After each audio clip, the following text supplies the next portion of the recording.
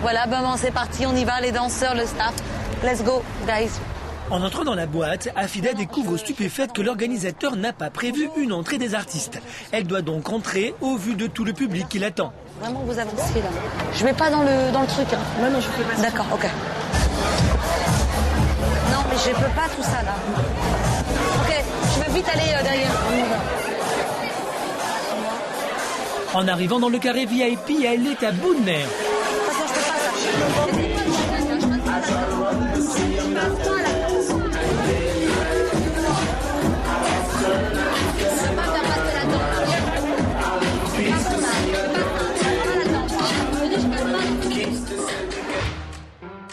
Dans quelques instants, elle sera sur scène pour chanter comme With Me devant un public curieux de la découvrir. Réussira-t-elle à calmer son stress?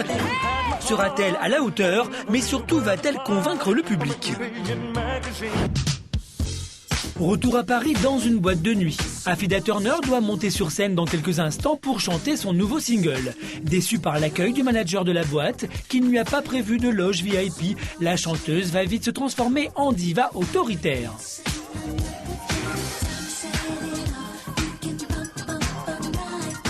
Mettez-moi une nappe, bordel. Une nappe, non, une nappe. Mettez-moi une nappe, merde. Comme ses modèles, Madonna et sa belle-mère Tina Turner, elle tient à gérer d'une main de maître tous les moindres détails. Appelle-moi un photographe. Aïcha, je vais virer tout le monde là. Fais des photos, backstage. Je peux plus là, je suis fatiguée. Ah, mais ramène les deux là. Non mais je peux plus là.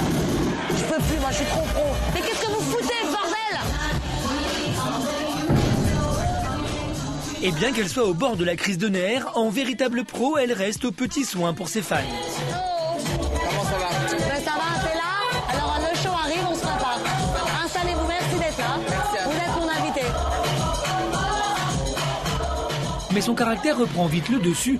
Tout le monde doit s'activer autour de la diva, même les fans s'y mettent. Merde. Non, appelle-moi le fan. Fais-moi les photos du coup derrière. Avec tout. Soucieuse de l'accueil qu'elle va recevoir du public, Afida a l'œil sur tout. Afida appréhende son passage sur scène. Elle craint que le public présent ne corresponde pas à ceux qui d'ordinaire aiment sa musique. C'est la clientèle des chants qui sait pas, il peut y avoir des bâtards. Non, c'est pas mon concert, hein. C'est ta soirée. Afida ne gère plus rien. Elle se sent épiée et ne supporte plus aucun regard. Je suis énervée là. Il est où le mec? Faut que j'aille en scène. Mais moi je peux pas. C'est pas trop les mecs. En professionnel, Afida se lance enfin sur la scène après 2 heures de préparation. En soutien-gorge, culotte et porte-jartel, la star fait son show devant un public ébahi par cette prestation.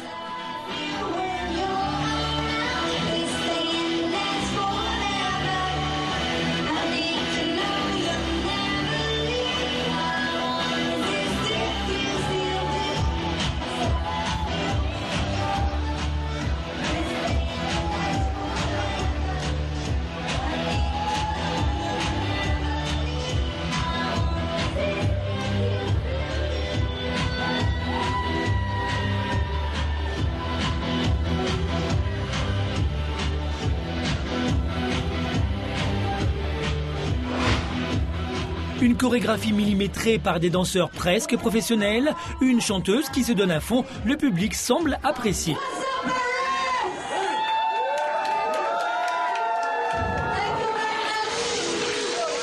Afida finit son concert, la salle est conquise. Certains fans vont même jusqu'à la rejoindre sur scène.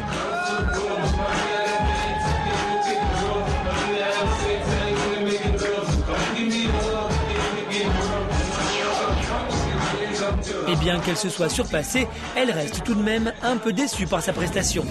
La scène, c'était très dangereux de se faire porter. D'essayer de faire des pas au sol. Moi, je voulais faire. C'était pas la pièce idéale, c'est pas grave. Je sors également, mais sur la scène, c'est pas grave. Le public était là et on l'avait pour une bonne cause. Après une rapide séance de dédicace, Afida se sent enfin soulagée et profite de son moment de gloire en compagnie de ses proches. Ce soir, Afida aura montré à ceux qui avaient encore un doute sur son talent qu'elle est capable de se surpasser. Celle à qui la vie n'a pas fait de cadeau prouve aujourd'hui que la volonté de réussir mène parfois au succès. Voilà, c'était la dernière. Thank you very much. Bye bye. Télé-réalité, que sont-ils devenus? Un documentaire signé Kader Naï et produit par Julien Poineau et Guillaume Frisquet. Bonjour Guillaume. Bonjour Mathieu. Un habitué de l'émission. Oui, merci. Donc, soyez une fois de plus le bienvenu. Comment s'est passé le tournage? Alors franchement, ça a été compliqué. Ouais. Bon, pour dire le contraire, on n'aurait pas cru. Voilà, ça a été compliqué. Après, elle est entourée de 2 agents français qui font que elle arrive quand même à être tenue. Et au fond, c'est une fille qui est extravagante dans sa manière d'être, mais qui finit par donner ce qu'elle vous avait promis qu'elle donnerait. C'est-à-dire que quand on s'est donné rendez-vous dans mon bureau pour décider de faire le sujet ou pas, elle est arrivée à l'heure, alors que j'imaginais qu'elle allait arriver beaucoup plus tard. Elle a évidemment demandé du champagne. Voilà, du champagne. Mais ça, c'est le numéro. C'est le numéro, c'est ce qu'elle donne à l'extérieur. C'est une fille qui a vécu un drame. Son père a tué sa mère sous ses yeux. Bon, ça aide pas dans la vie. Elle s'est retrouvée orpheline, donc, après passant de famille d'accueil à famille d'accueil.